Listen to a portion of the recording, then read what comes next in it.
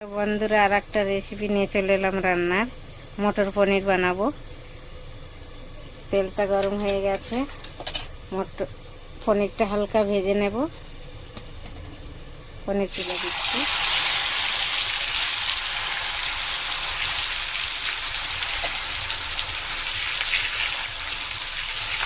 পনিরটা হালকা করে ভেজে নেব। হয়ে গেছে, তুলে নিচ্ছি।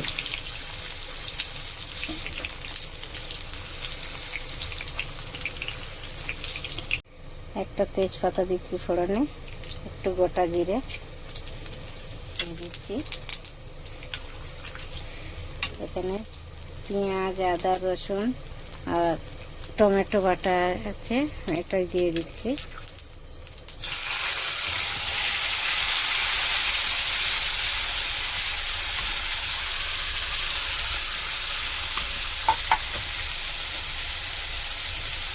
নুন দেব,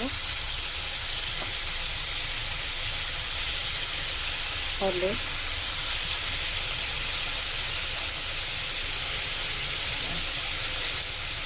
লঙ্কার গুঁড়ো, জিরের গুঁড়ো, ধনের গুঁড়ো। মশলাটাকে ভালো করে ভেজে নেব,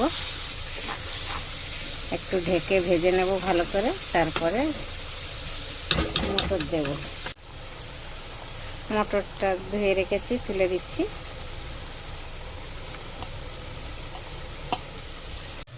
মশলাটা ভালো করে ভাজা হয়ে গেছে, মশলাতে তেল ছেড়ে দিয়েছে। এবার জল দিয়ে দেব, পনিরটা তুলে দেব। পনিরটা দিয়ে একটু ভেজে নিয়ে তারপরে জল দিয়ে দেব।